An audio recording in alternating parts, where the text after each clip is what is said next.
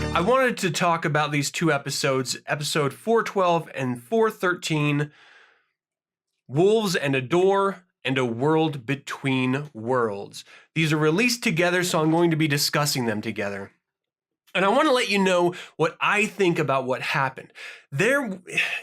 In Wolves and a Door, there was a breakdown between the music and the dialogue at the very beginning. It was very lighthearted and sort of dancing around musically. And then the Ghost crew were deciding what their next steps were in order to get to this Jedi temple. And as Ezra reached out with the Force and had the wolves come and give them a ride, the music turned to impending, and it was still sort of tongue-in-cheek goofiness.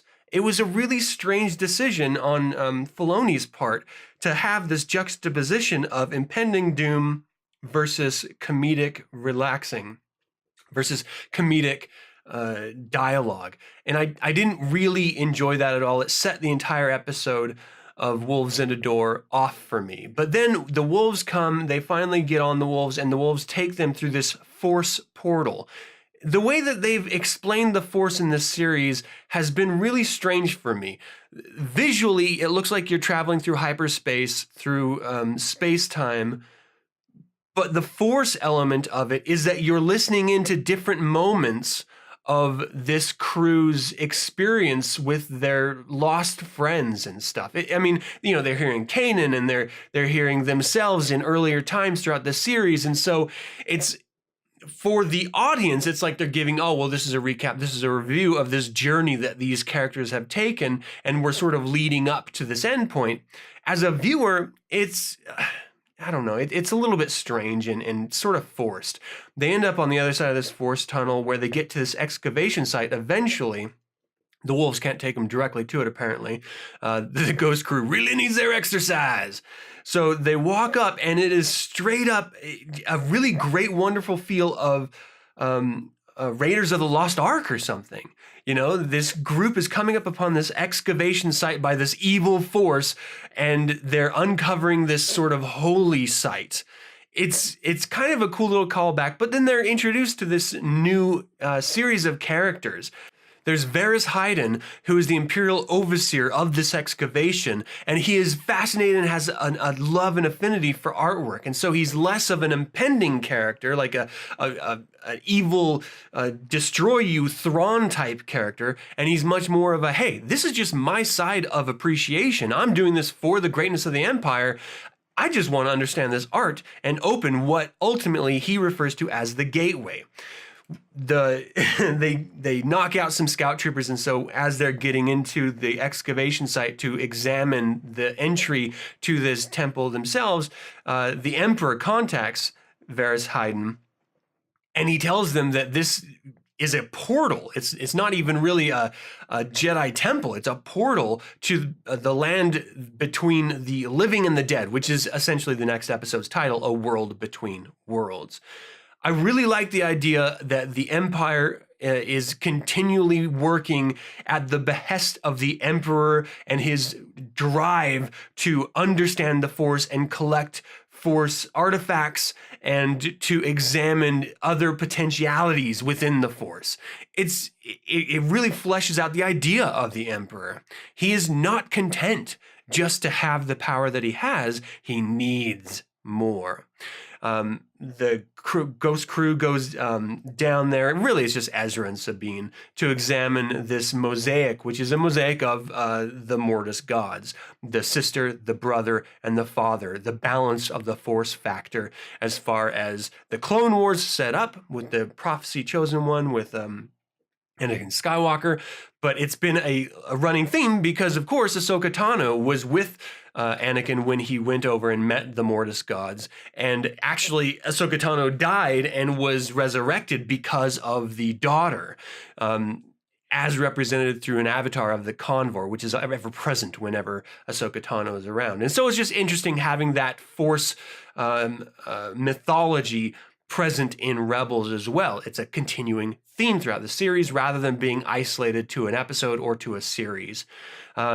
But they go up and look at this mosaic, and they realize that the hand gestures that were in the portion of the temple that they had received in previous episode is reflected in the hand gestures of the Mortis gods on this mosaic. By examining it, Ezra ultimately opens up this force gate, really, this sort of portal into the world between worlds, and that is the first episode. The second episode opens... I'm sorry, Sabine did get captured, so it's a little unfair of me to rush it closed by that. But as Sabine and Varys are sort of appreciating art together, of course, Sabine is doing it through force and torture in order to help Varys understand this mosaic and opening the gate for the Emperor. The next episode, A World Between Worlds, is really interesting because it focuses on Ezra's experience within this world between worlds. He is experiencing this realm that connects the living force and the cosmic force. It's really just like a wormhole, like a force bridge to different moments within time, because the force itself lives outside of space-time. And so this is just a visual representation of this space. And he's been there before when he communicated with Yoda and he communicated with the Condor, and he's experienced this before. He's just never really understood what he's experienced. But actually physically being present here and sort of trapped here almost, he's hearing these voices much like the Force back vision in The Force Awakens that Rey had in Maz Kanata's castle. He's hearing voices from every movie and every cartoon that has ever happened through Force wielders. So little snippets of Kylo Ren and Obi-Wan Kenobi and Yoda, etc., and even Darth Vader and stuff. He's drawn to one of these little portal holes within this area that shows actually the battle between Darth Vader and Ahsoka Tano, which is a really kind of like the pinnacle of this series up until that point, was Ahsoka Tano coming and saving the rebel ghost crew from the machinations of Darth Vader, the Force Inquisitors, the Dark Side Inquisitors, and even Darth Maul. So it was this really wonderful moment on the planet of Malachor where that battle took place. But we all assumed that Ahsoka died because Darth Vader and Ahsoka were in this temple that was crumbling, battling, and then only one person left, and that was Darth Vader.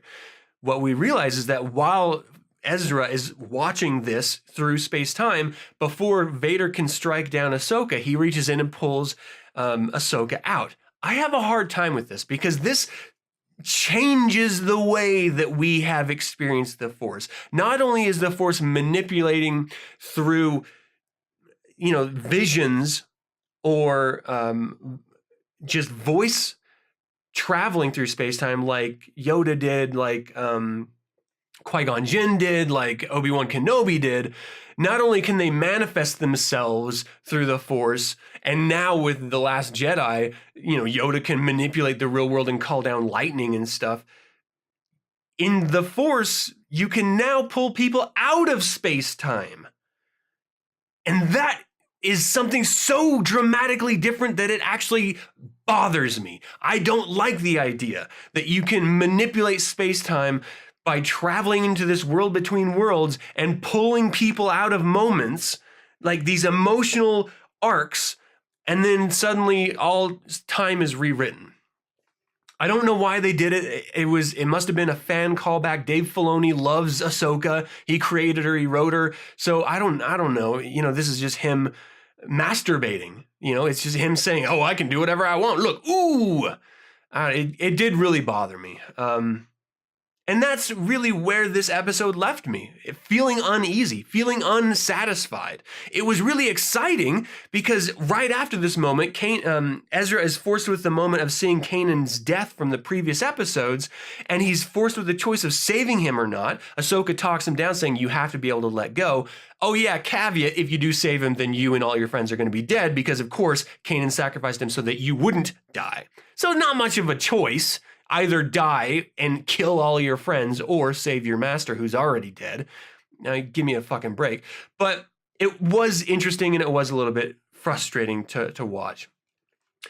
But the greatest part about this episode is yet to come, and that is when the Emperor comes into play. He's using Force alchemy to look into a world between worlds and see Ezra and see Ahsoka Tano and try to capture them. And he's using Sith alchemy, and so he's reaching into this cosmic realm and trying to drag them out. He actually grabs Ezra with the Sith alchemy, really revealing how powerful the Emperor is. He wants control of this place to truly manipulate everything in this galaxy.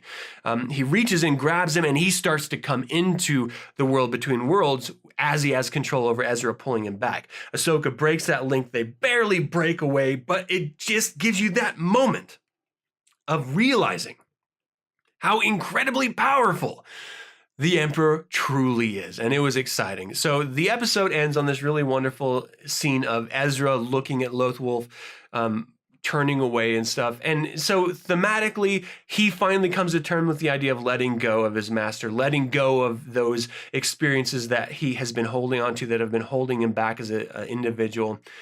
But again, I can't help but think of the way that they change continually, masterfully change our view of the Force, and by extension, the entire Star Wars universe. And I'm not entirely sure it's for the better. The more you pull back that veil of understanding, the more you realize that they're just giving themselves any chance of having an out. No character really needs to die. They can just go into the Force and save them. You know, no choice has repercussions because they can just go in and change them. That really bothers me, but you know what? This is nearing the end of the season, so what can you do? This entire series has sort of been up and down with their episodes, with their themes, with the character arcs, and this is just one that didn't really sit right with me, even though there are elements that I really did enjoy about it. So until we can chat again, until the next episode, may the Force be with you.